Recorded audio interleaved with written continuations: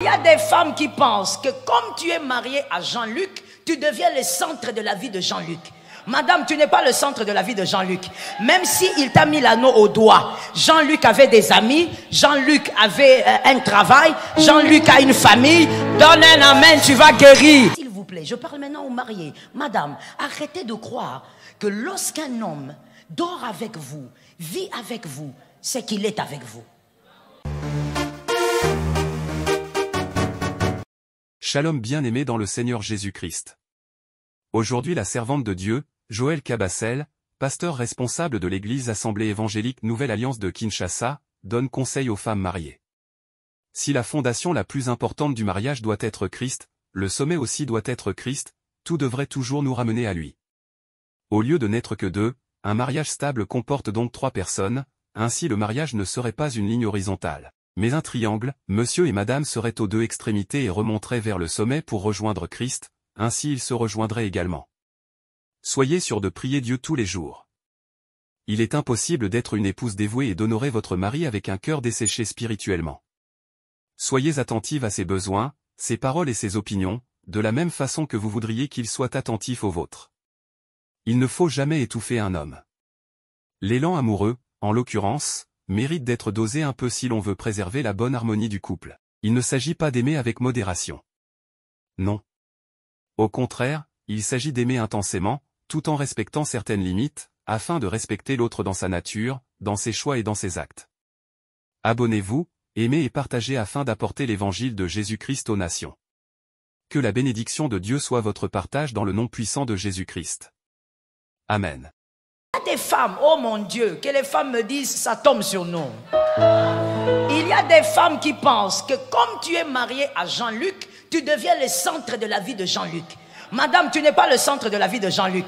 Même s'il t'a mis l'anneau au doigt, Jean-Luc avait des amis, Jean-Luc avait un travail, Jean-Luc a une famille.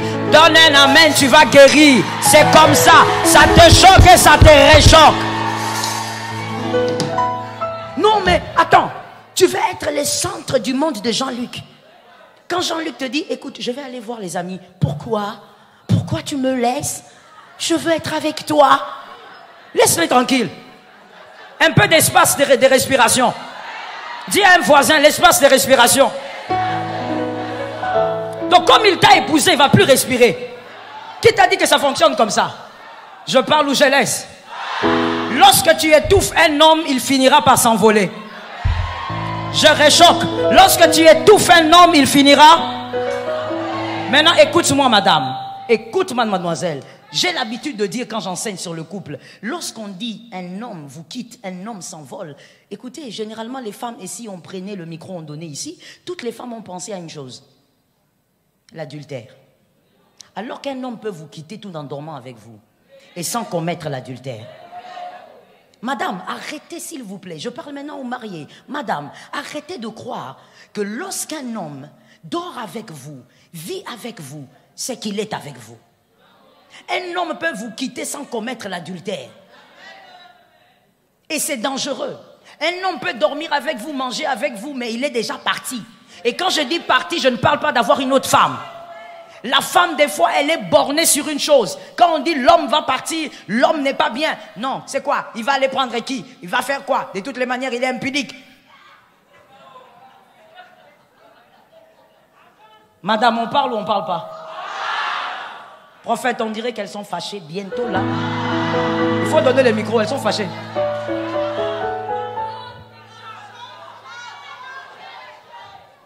Mon frère, ma soeur, ce n'est pas parce que tu as épousé cet homme que tu deviens le centre de sa vie. C'est un manque de maturité. Tu dois laisser à cet homme de l'espace. Parce qu'il doit continuer à s'épanouir. Monsieur, vous aussi, en ayant épousé cette femme, vous n'êtes pas le centre de sa vie. Elle doit continuer à s'épanouir. Vous savez, un arbre, pour mieux pousser, l'arbre a besoin d'un peu d'eau, mais aussi du soleil. Du soleil. Tu ne peux pas être la femme de quelqu'un quand il va aux toilettes. Quand il veut aller appeler un ami, pourquoi tu te caches pour appeler? Pourquoi tu te caches? Pourquoi tu te caches? J'ai l'habitude de dire aux femmes, Si un homme veut faire du mal, il le fera. Ce n'est pas parce que tu le surveilles qu'il ne fera pas. Quand un homme veut te faire du mal, il le fera. Surveille le téléphone comme tu veux, mais ça ne changera rien. S'il veut te faire du mal, oh, il va le faire. Est-ce que quelqu'un m'entend bien? Voilà pourquoi je veux dire à une femme, libérons-nous de l'AVC. Je n'entends pas ces femmes. Soyons loin de l'AVC. Nous devons vieillir. Nous devons avoir les cheveux blancs. Nous ne toucherons pas le téléphone là, loin de l'AVC. Je n'ai pas vu les femmes qui sont connectées à ce que j'ai dit. Pourquoi tu veux que je souffre comme ça? Madame, tel que moi je suis là, avec le boulot que j'ai, qui est prenant, sans compter la famille, tu veux que moi je commence à prendre les téléphones. A, B. Mes enfants, je dois amener un à un dans son mariage. Est-ce que quelqu'un m'entend? Où est la personne qui se connecte à ce que je suis en train de dire? Ma soeur, il faut être loin des maladies cardiovasculaires. Vous savez, mon mari, quand il me donne le téléphone, il me dit, appelle tel. Généralement, il fallait qu'il y ait un micro pour mon mari quand même. Comme ça, quand je pose la question, il répond lui-même. Quand il me donne le téléphone pour que j'appelle quelqu'un, peut-être qu'il est au volant, je lui dis toujours, et il le sait, ça me fatigue. Parce que je lui dis, moi, je ne sais pas manipuler ton téléphone. Ça me complique. Pourquoi? Laisse la personne t'aimer avec Jésus. Et sois loin de toute forme de maladie. Je veux même te réchoquer. Tu es au volant, ou ton mari est au volant, et vous êtes juste à côté, madame. Vous êtes en train d'aller quelque part. Tu le vois jeter un petit coup d'œil. Il y a une fille qui est passée. Maman, fais comme si tu n'as rien vu. Partons là où nous allons. De toutes les manières, c'est avec moi que tu iras là où on va. Tu ne descendras pas de la voiture pour aller avec cette fille-là. C'est avec moi que tu vieilliras. C'est avec moi que tu feras des prouesses. Ah, on ne travaille pas pour laisser quelqu'un d'autre manger.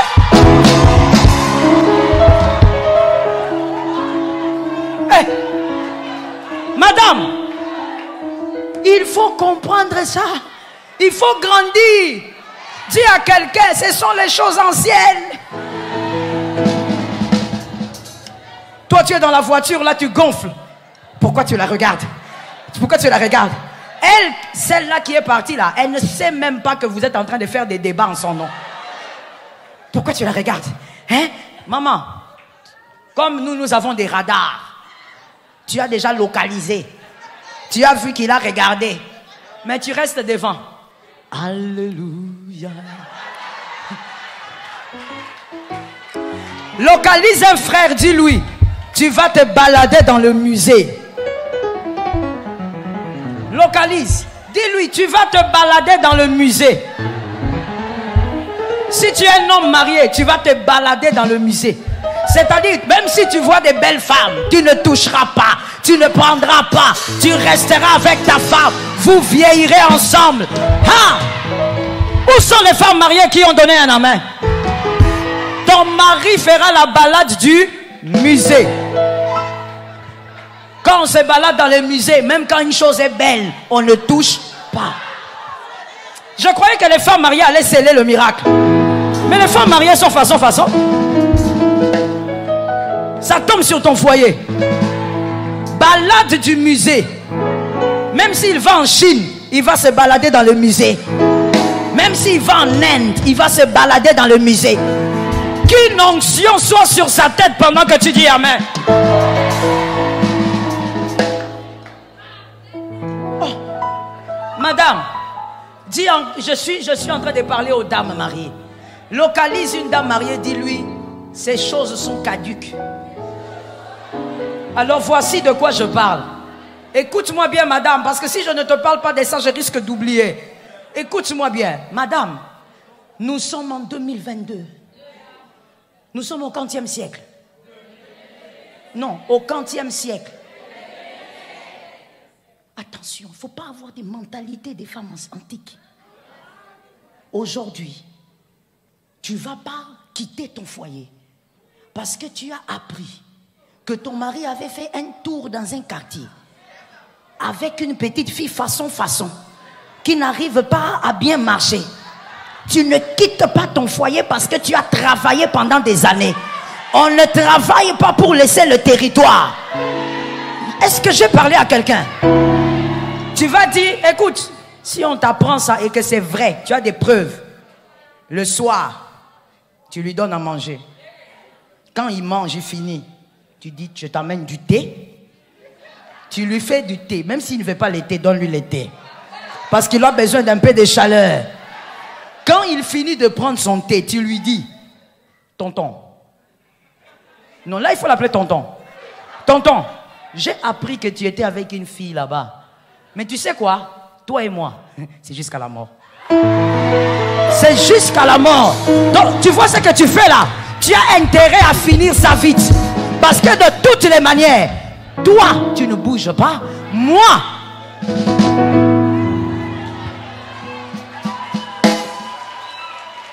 écoute, madame, nous avons un autre défi en ce temps de la fin.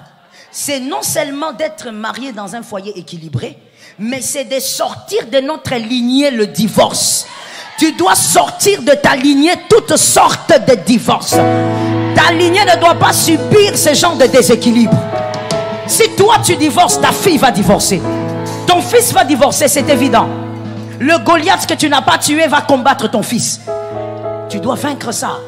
Voilà pourquoi j'ai l'habitude de dire, lorsqu'on se marie, on dépasse déjà 5 ans de mariage. À partir de 6 au-delà, on n'est plus dans le foyer que par amour. On est dans le foyer aussi par raison. Ce n'est plus le cœur qui reste dans le foyer seulement, mais c'est aussi la tête qui reste dans le foyer. Il y a des choses, si tu présentes le cœur, les pieds vont partir. Mais quand tu regardes, tu prends la tête, tu mets là, les pieds vont rester. Est-ce que quelqu'un m'entend? Si tu veux te marier, tu dois vivre dans la maturité. J'étais en train de dire à un célibataire, attention avec ce genre de personne. Cette personne qui se dit, voilà, c'est toi qui es le sommet. Le respect, elle ne donne qu'à toi, que ce soit un homme ou une femme. Je sais que l'échelle de valeur dépend des éducations, dépend aussi même de la société. Mais nous allons placer quand même un équilibre selon la parole de Dieu, ça va tous nous mettre d'accord. Genèse 39:9 dit que Joseph a dit, je ne peux pas faire un si grand mal à mon Dieu. C'est-à-dire, Joseph n'a pas eu peur de son père, il n'a pas eu peur de Potiphar, il a eu peur de Dieu. Celui qui veut t'épouser doit craindre Dieu plus que toi. S'il ne doit pas te toucher pendant les fiançailles, ça doit être à cause de Dieu. Pas à cause de toi. Ainsi, quand vous vous marierez, ta femme sera fidèle à toi à cause de Jésus. Pas parce que tu es le plus bel homme, parce que tu n'es même pas le plus bel homme. Est-ce que quelqu'un m'entend? Ton mari doit être fidèle à toi parce qu'il craint Dieu, pas parce que tu es la plus belle femme. La beauté est vaine, la beauté fane. Mais celui qui craint Jésus restera fidèle. Ça tombe sur toi. Donc, choisis quelqu'un qui craint d'abord Dieu. Mademoiselle, toi tu choisis un gars qui te fait fuir l'église. Les jours du culte, vous allez à la plage. C'est quoi cette affaire? D'abord, quelle plage vous allez? Regardez d'abord comment vous êtes. Quelle plage vous allez? Une plage là où quand vous devez maintenant grignoter quelque chose, vous étalez un vêtement là, vous prenez du coca et des biscuits. C'est ça votre plage. Vous fouillez la présence de Dieu, pourquoi? Parce que le gars là t'aime, cette fille t'aime, elle te dit, écoute, de toutes les manières, on était à Ephrata pendant toute une semaine, on peut aussi le dimanche aussi, on va aller se balader. Comme tu as dit, d'abord Dieu, on respecte d'abord Dieu. Choisis quelqu'un qui voit Dieu avant de te voir. Ça tombe sur ta maison au nom de Jésus. Et ensuite, nous avons vu ceci. Écoutez, on ne se marie pas pour mourir. On ne se marie pas non plus pour faire que 2-3 ans de mariage et mourir. Donc quand on se marie, on souhaite la longévité. D'ailleurs, je souhaite la longévité pour vous. Mais voici le clé de la longévité. Exode 22. Exode 22. La Bible dit, tu honores ton père et ta mère. C'est-à-dire quelqu'un qui ne respecte pas tes parents. Où est-ce que tu vas avec? Là encore, ce sont les hommes qui commettent des erreurs. Mais pourquoi on vous a fait ça? Ou c'est parce que vous ressemblez à Adam? Vous avez un problème. Mais c'est toujours, les hommes tombent dans ce piège. Tu es avec une fille qui te dit, écoute, ton père exagère. Et toi, tu banalises. Non, ta mère exagère. Et toi, tu banalises. Quand tu lui dis, mais pourquoi tu dis ça? Non, non, mais je dois donner aussi mon avis. Écoute, monsieur, l'émancipation de la femme, pas face au respect qu'on doit à tes parents. Mademoiselle, l'émancipation de la femme, pas face aux parents d'autrui. Tu ne peux pas épouser quelqu'un qui n'a pas de respect pour tes parents. Où vas-tu avec? Et quand je parle parents, que ce soit biologique, que ce soit spirituel. D'ailleurs, je dis une chose. Une personne qui n'a pas du respect pour ses parents ne va pas venir respecter le pasteur à l'église. Non. Je vous explique. Celui qui n'a pas été capable d'honorer sa mère ne peut pas honorer le pasteur à l'église. Celui-là, il risque d'être deux choses. La première, c'est un Judas. Il vous trahira. Celui qui n'a pas honoré un père n'honorera pas le fils. Il te trahira. Comme il a trahi ses pères, c'est comme ça qu'il te trahira. Ou alors, c'est celui qu'on appelle un Simon, comme Simon le magicien. Simon le magicien, pour ceux qui lisent la Bible, c'est ce monsieur-là qui est allé vers les disciples pour dire, donnez-moi un peu la puissance que vous avez, je vais vous donner l'argent. Ça veut dire c'est quelqu'un qui a compris que, oh, le prophète Philippe a l'onction. Alors je dois être son fils. Je dois rester à ses pieds. Comme ça, il va me donner l'onction. Ce n'est pas quelqu'un qui vous aime. C'est quelqu'un qui est venu chercher quelque chose. Celui qui n'a pas honoré son père ne peut pas vous honorer à l'église. Toi, tu veux épouser une fille, tu l'amènes chez tes parents, ta mère qui dit, bon, écoutez, c'est bien, mais il faut prier parce que le mariage, ça dépend de Dieu. Elle est là.